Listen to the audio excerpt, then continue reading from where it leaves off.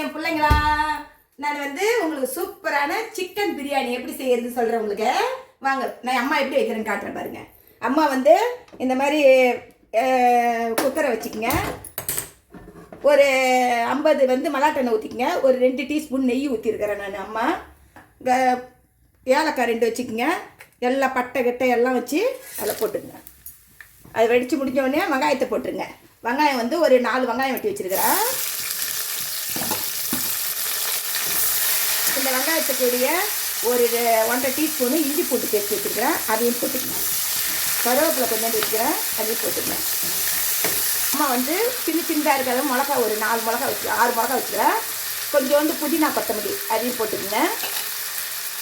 அதுங்கிற உடனே தக்காளி வந்து ஒரு 4 பழம் வெட்டி வச்சுருக்கிறேன். அதையும் போட்டுக்கணும். நல்லா வதக்கும்போது கொஞ்சோண்டு கல் உப்பு போட்டுக்கங்க. இந்த வதக்கணும் தெரியுங்களா?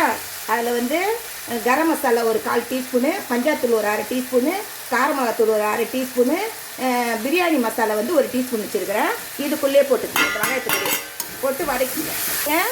இந்த மாதிரி நல்லா பேஸ்ட் மாதிரி நல்லா இதுவாக இருக்கணும். ஏன்னா வதக்காத விட்டிங்கன்னா தக்காளி சோறு மாதிரி இருக்கும். நல்ல பிரியாணி வாசனையே இந்த பேஸ்ட்டில் தான் இருக்குது. இப்போ வந்து நான் வந்து 1/2 கிலோ சிக்கன், இது கொஞ்சோண்டு மஞ்சத்தூள், இது கொஞ்சோண்டு மஞ்சத்தூள், கொஞ்சோண்டு நம்ம குழம்பு தூள் போடுவோம் தெரியுமா, அது கொஞ்சோண்டு உப்பு போட்டு பெசிரி வச்சுக்கிறேன். ஒரு 5 நிமிஷம் போட்டேன். ஏன்னா இதில் உப்பு காரம் வரைக்கும்ன்றதுக்காக. இதையும் நம்ம வந்து வதக்கிக்குவோம். நல்லா வதக்கிங்க.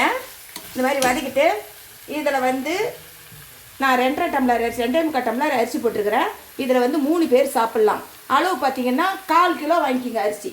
கிலோ தண்ணி வந்து இதில் பார்த்தீங்கன்னா இதில் வந்து 1 இது பழம் அரிசி 1க்கு 1.5 ஊற்றுறேன்.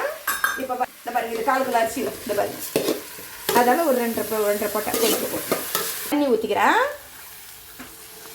இது வந்து விசில் எம்மா நேரம் வைக்கணும்னு பார்த்தீங்கன்னா ஒரு விசில் வச்சு ஒரு 10 நிமிஷம் சென்று தம் கட்டி அப்படியே நிறுத்தி. விசில் வந்து 10 நிமிஷம் வைங்க. சிக்கன் கலக்கி வைக்கும்போது உப்பு போட்டுக்கணும். அதனால் உப்பு பதம் பார்த்துக்குங்க. கொதிக்கட்டும்.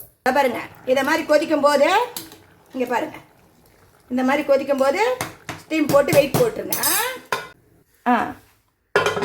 இந்த பாருங்கள், ஒரு விசிலு 10 நிமிஷம் வச்சேன். இப்போ என்ன பண்ணுறீங்கன்னா, இது வந்து நெய்யில் வந்து ஒரு வெங்காயம் நான் நெய்யில் வறுத்துக்கினேன். ஒரு 6 முந்திரி பருப்பு நெய்யில் வறுத்துக்கினேன். கொஞ்சோண்டு புதினா நெய்யில் வறுத்துக்கினேன். இதெல்லாம் தனித்தனியாக வறுத்துக்கினேன். இதை அப்படியே போட்டுக்குங்க. கொஞ்சோண்டு போட்டு இதை கிளறி விட்டுட்டு அப்புறம் கொஞ்சம் ஆறுனா சாதம் இன்னும் பளபளன்னு வந்துடும். சிக்கன் பிரியாணி அருமையான பிரியாணி, சூப்பராக இருக்கும். நான் சொன்ன மாதிரியே, அம்மா சொன்ன மாதிரியே செஞ்சு சாப்பிடுங்க. சூப்பராக இருக்கும். பாய்.